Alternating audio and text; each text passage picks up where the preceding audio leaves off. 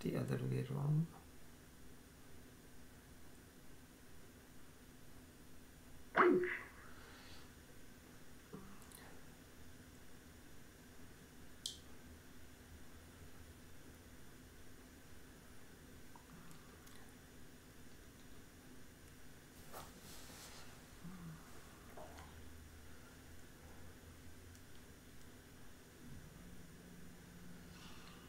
Just a few seconds here.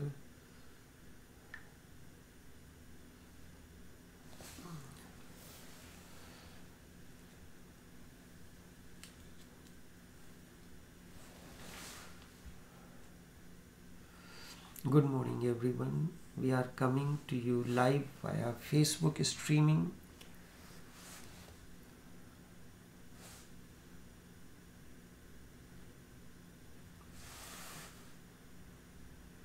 Live via YouTube streaming and also via Skype. The response of the Master is the device to dissolve your questioning mind. Questions arise out of the mind. Mind is never satisfied. Out of the questions it keeps on creating. One question is asked, response is given. Out of that it goes on creating more and more questions. I have given you the example of Mullah Nasruddin. Once it happened, Mullah Nasruddin was looking for a job and he found a job. He was sent an interview to go for a job on a ship. So when he went, the captain asked a question, Mullah, if there is a storm in the ocean and the ship is not steady, what would you do? He said, that is normal. The seas always have storms. When a situation comes like this, there is a storm, we throw an anchor into the ocean that steadies the ship. The anchor is rolled into the ocean, and with that the ship becomes steady. That's very nice, Mullah.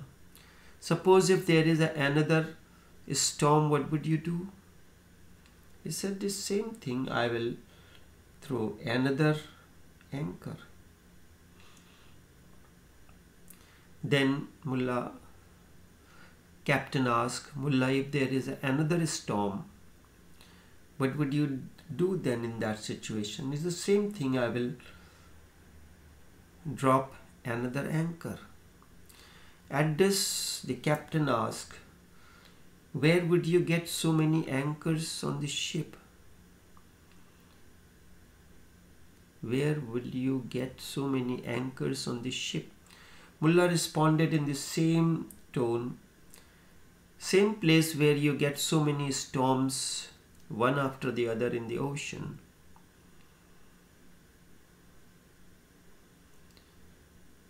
A storm takes a little while to form. There is an undercurrent. It goes on because of the pressure and the temperature. The storms are formed, and it takes a while for it to gain momentum and become visible and be effective. So how can there be storms one after the other? This is the nature of the mind. You ask a question. The master is answering that question, but mind generates more question. Is never ready to receive the answers. The moment mind becomes ready to receive the answer, then there is nothing that can be done. Nothing more is needed to be done then. The moment mind receives, there is only one answer and there is only one question. The question is how to move within. And the answer to that is a devise. No question can be answered. You will recall the famous Vigyan Bhairav Tantra. Non-stop Devi asks question. Sitting on the lap of Shiva, she asks a question. What is this wonderful universe? Before Shiva could answer, what is thy reality? And she goes on and on like that.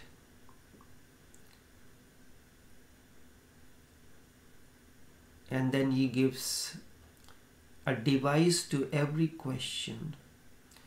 Remember, he gives a technique to every question. And that is the only way for transformation. When I asked the question at the age of 10 or 11 to my grandmother, the Sufi master, and that was a simple question that anyone can ask, and the answer will be given to you ready-made. I ask, what is my religion? You are born in a Hindu family or a Muslim family or Christian family. So the religion of your father or the family is your religion. It is considered so. But in reality, everyone has his own religion, means the path. Everyone has to follow his own path as it emerges from deep within.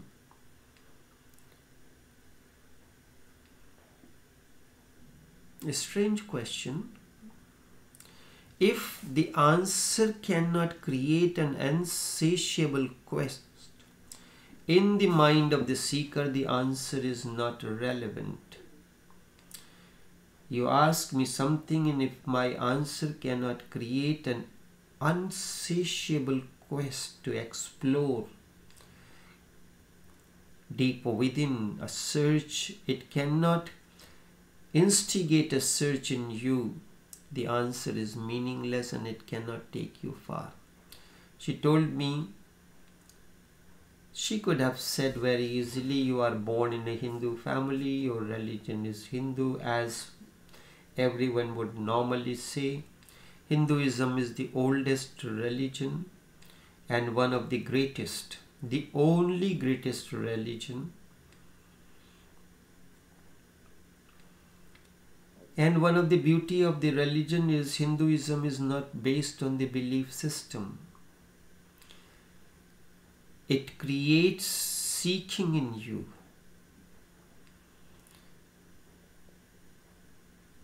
Krishna is never tired of responding to the questions.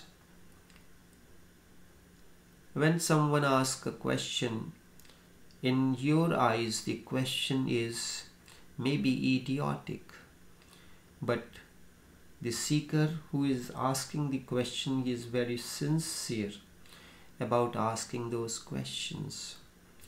He responds 1001 questions from Arjun until he decides that there is no more question. One of the person who used to come to me, someone has told him that if you need something, he was that time had interest in Aurobindo. So the person, somebody who knew two of us, he said, if you want anything about Aurobindo, you should go to this person. So he used to come. A day was fixed and a time was fixed for him to come. Every morning he will open the office door, stand up with a notebook and with a kind of a smile that I immediately asked him, "What is your question?" He asked a question and the question was responded, and the session finished. One day he came. I said, "What is your question?" He said, "I have no more questions." That is the beginning. And out of questions, the way the question is answered, there are two ways. One, it can lead you into philosophy, or it can lead you into a search. Lead you into the search. If your response does not lead the seeker into search, seeking, it is meaningless. The philosopher is always in turmoil, and the mystic is absolutely silent and blissful. There are two ways to seek truth. One is the mind, the other is meditation. If you choose mind, you will land in the territory of philosophy. Then there are thousands of questions and no answers. Many times you will feel that you are coming closer to the answer. But when you arrive, you will find 10 more questions hiding behind it, and they are now surfacing. In philosophy, whatever is answered is the only thing, are only hiding places for many more questions to arise. So each answer creates more questions, and as philosophy has grown bigger and bigger, now it is nothing but questions and answers and no answers at all. It goes on getting bigger and bigger, and there are questions after questions but no answers whatsoever. It can drive a man crazy, and in fact it does. It is very difficult to find a philosopher who is not crazy. Philosopher is bound to be crazy. I had loved to speak to the philosophers, to look at their ways and means. In the college where I was, they had a department of the philosophy. He was a professor as well as a philosopher. He used to come every day, used to walk to the college from his residence. He used to have a walking stick, although he did not need, but he used to. That was a part of his attire. When he will enter the class, he will put his stick in the corner of the classroom and sit down on the chair to begin his lecture. Very often it was observed that he put the stick on the chair and stood up himself in the corner. Such is the nature, the ways of the philosophers.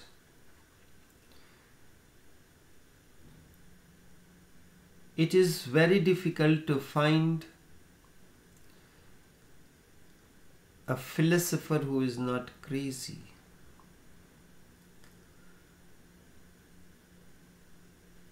And he is wasting his time. And he does not want to. A philosopher has to be crazy, otherwise, who wants questions and questions? and to be surrounded by all kinds of questions, finally one gets lost in the woods of philosophy. I can generate the philosophy. You come to me and ask, can I get a glass of water? Certainly. But before I bring a water for you, I want to know, would you like to get the water in a metal cup or in a glass, or a glass cup, or in a Styrotex cup? Give me in a metal cup. Oh, thank you. What kind of metal cup would you want? I have a copper cup. I have another cup with an alloy. I have a brass cup. And I have a stainless steel cup.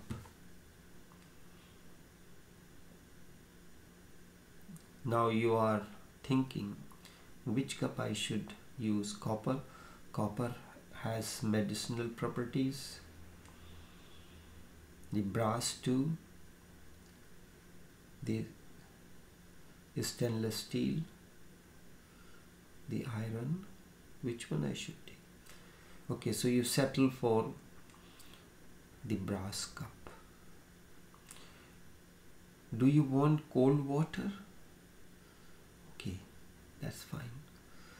Okay, I have the water at the room temperature. I have to cool it for you to serve you the cold water. How would you like me to serve the cold water to you? There are two ways. Instantaneously to give you the cold water. One is that I add the ice to the water. So would you like me to add the ice first and the water afterwards, or water first and then the ice? Because this is the way.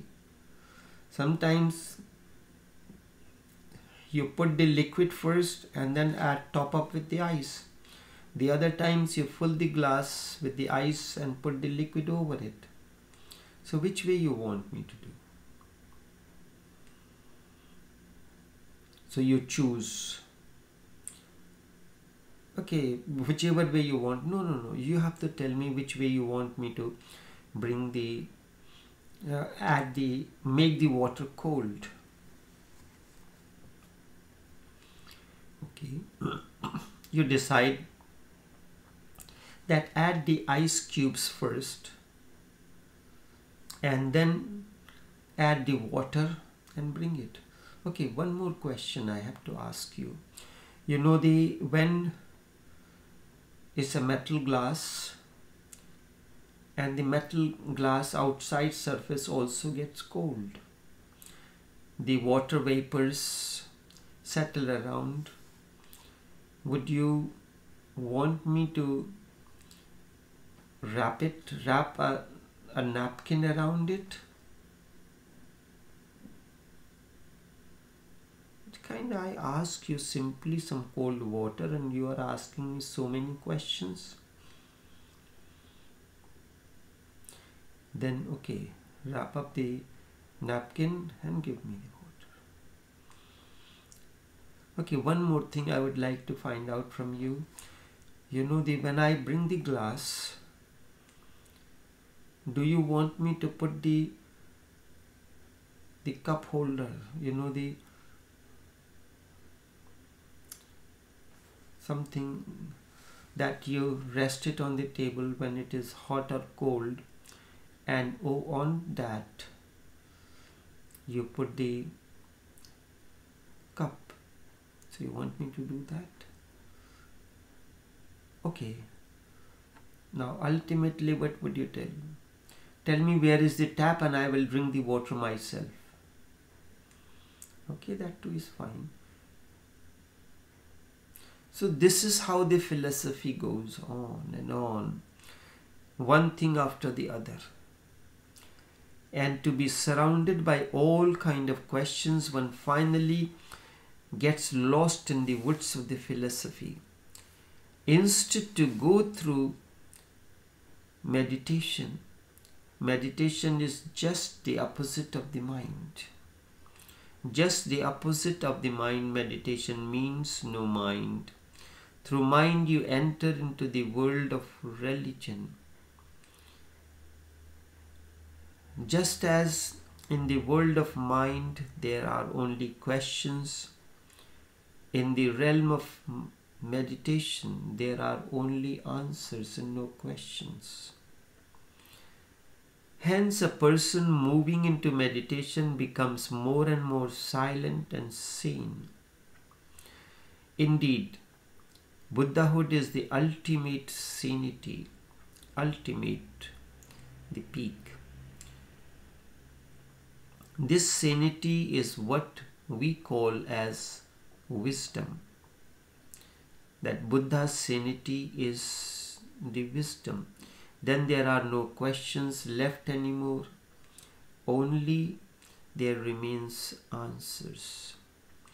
You cannot say that you have got the answer either, because they are relevant only with a particular question. One simply becomes silent. If you have gotten the answer and answer has settled deep within you, you will become silent. The philosopher is in turmoil. The mystic is absolutely silent.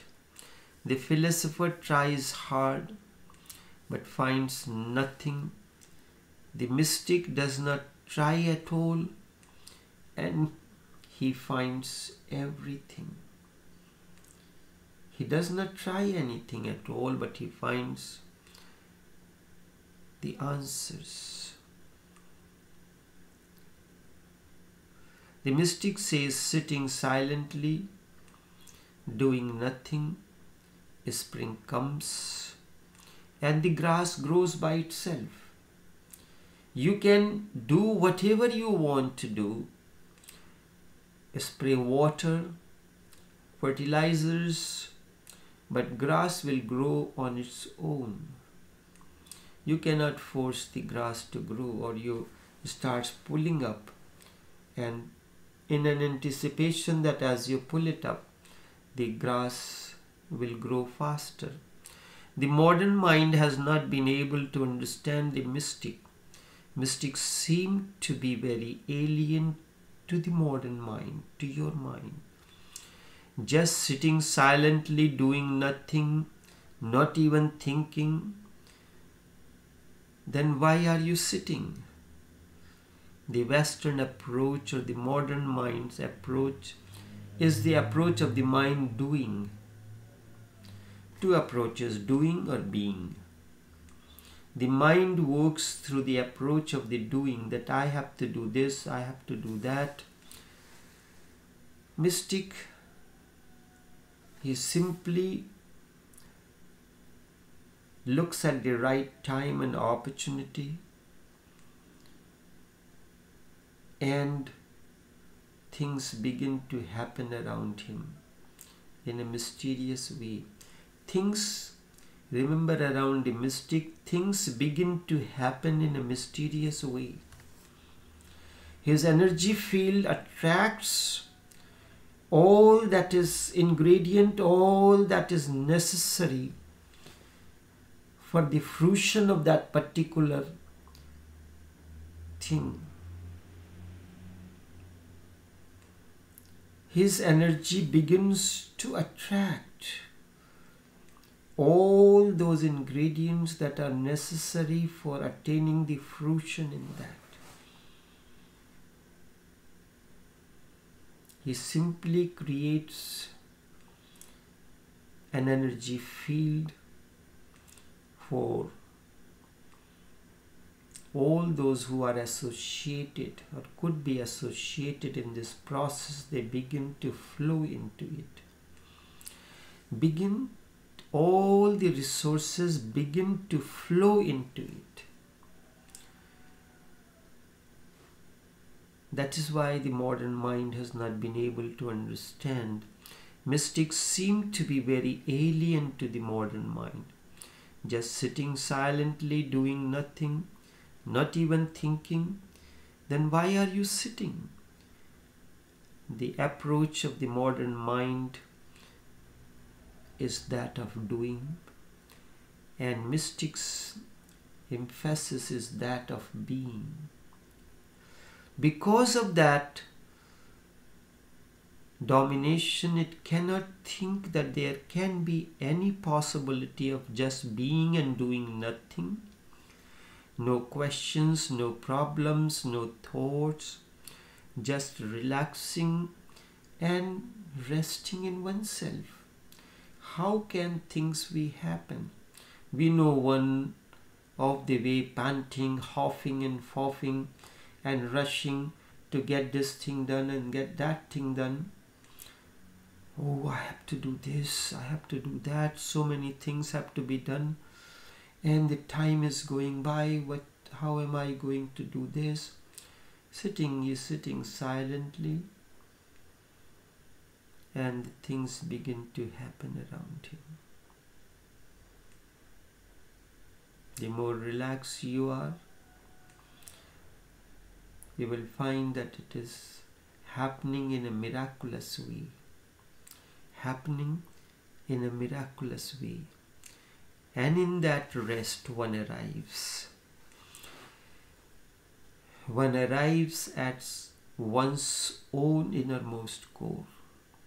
And that is where one finds truth. That is where one finds truth.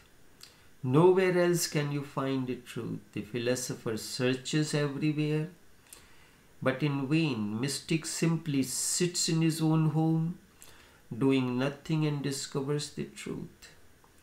Lao Tzu says you need not even go out of your room. All that you want you can find inside. And he is absolutely right. Nothing has to be done. I do not need to go out.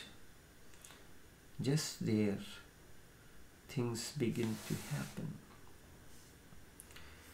Being initiated or being within the energy field of a master implies being initiated into meditation as well. So, now learn to drop the mind. Pull the energy out from the mind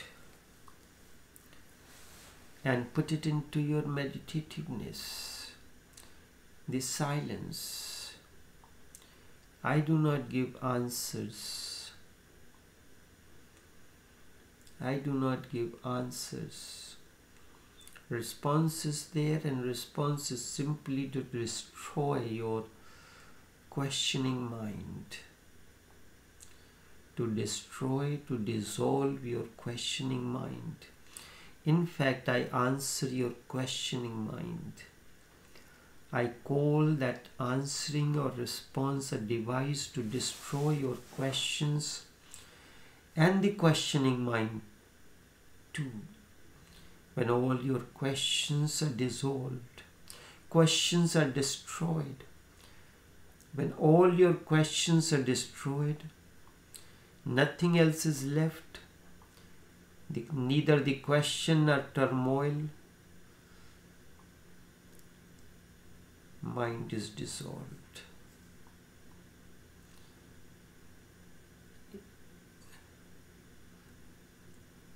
Question or turmoil, all is found.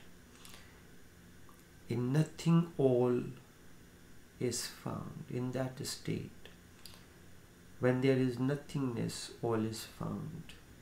This is ultimate. Indeed, meditation is the ultimate. The master's device is to create a seeking in you, and seeking is the first and the foremost criteria for inward journey. Seeking is the first. Seeking means creating an insatiable quest in you, and that quest is essential for your inward journey to continue. only this much for this morning session until we meet on another journey. Take care and do have a pleasant day.